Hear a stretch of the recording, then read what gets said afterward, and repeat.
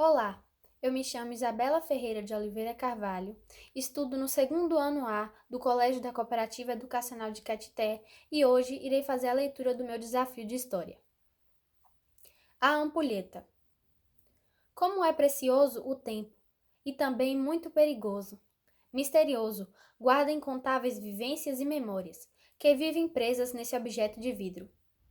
O tempo é areia. Não tem como segurá-lo com as mãos. Ele sempre se esvai. Mas de verdade, porque dentro destes minúsculos triângulos de vidro temos todo o tempo do mundo todo. Horas, segundos, minutos e anos. A areia se move para indicar sua passagem, mas ela sempre é a mesma. A nossa história e como fugimos da coroa das raízes em Portugal e entramos na Primeira República Brasileira passou-se há muitos anos, porém a areia continua a mesma. Alguns pontos de antes permanecem nos últimos anos, meses, dias, seja em questões políticas, sociais e econômicas. O início da República e do governo de Deodoro da Fonseca em 1889 foi o gatilho para inspiração para novas medidas e decisões, assim como qualquer coisa que seja nova traz a ilusão de que tudo vai ser perfeito dali para frente. A proposta de reforma financeira de Rui Barbosa, de 1980, visava a industrialização do Brasil, emitindo dinheiro e empréstimos. Porém, a especulação financeira desordenou as finanças, causando inflação, desvalorização da moeda e causou uma crise nas indústrias. Esta pode ser analisada também no contexto atual, em que o número de falências cresce a cada dia. As ações despencam, a moeda é imprevisível, a indústria e o comércio prejudicados e, consequentemente, os indivíduos são jogados nessa tribulação a qual não podem lutar contra. Ainda nos primeiros anos de República, surgiram as primeiras oposições ao governo, a primeira e a segunda revoltas da Armada, 1891 e 1893.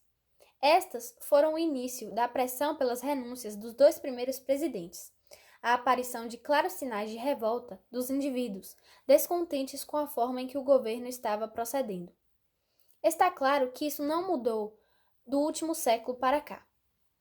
Problemas como corrupção eleitoral, troca de favores, exclusão das minorias continuam a afligir a agremiação política e social contemporânea. No período da República Velha, esses conflitos relacionados à exclusão dos direitos ganham destaque quando são reivindicados, como por exemplo na Guerra de Canudos. A comunidade formada, que fugia do desemprego e da tirania dos coronéis, lutava contra isso e contra a desigualdade, o que fez passar a serem vistos como inimigos da República.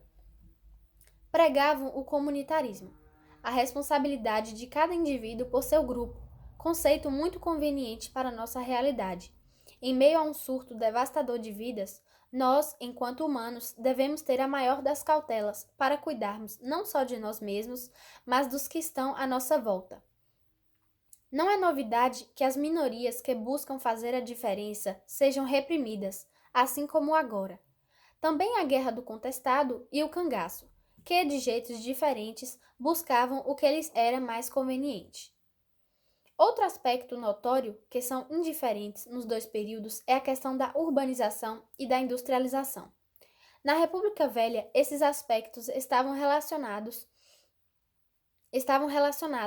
visto que os lugares mais propícios à urbanização eram as bordas das indústrias, em que os indivíduos buscavam melhores condições e tinham a esperança de ascender socialmente.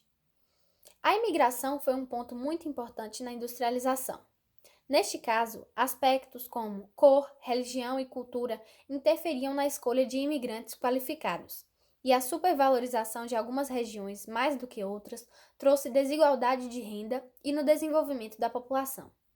Essa diferença e exclusão dos locais e pessoas estão refletidas na sociedade atual, onde ainda há demasiada exclusão pela cor ou patamar social, trazida por raízes dos séculos passados. Um último ponto em que é possível perceber que a areia que escorre nunca muda é a busca por liberdade de direito e luta contra o descaso da minoria. As revoltas no Rio de Janeiro de 1902 são a prova de que já haviam protestos contra o descaso das autoridades com os mais pobres. E assim como hoje, a luta pelos direitos dos trabalhadores e contra o trabalho escravo existe. Existiu na Primeira República, conhecido como Movimento Operário. Na greve de 1917, no meio de uma das lutas por direitos, um trabalhador foi morto, e isso fortaleceu o movimento. Em 2020, após a morte de um homem, causada por um policial, causou gatilho pelo mundo todo e fortaleceu a luta contra os desfavorecidos pela agremiação, demonstrando que nada mudou desde a Primeira República. Em síntese, todos os fatos comprovam que estamos presos no ciclo do tempo, assistindo a areia da ampulheta a escorrer. Estamos presos na teia do tempo, condenados a sempre cometer os mesmos erros humanos. Obrigada por assistir.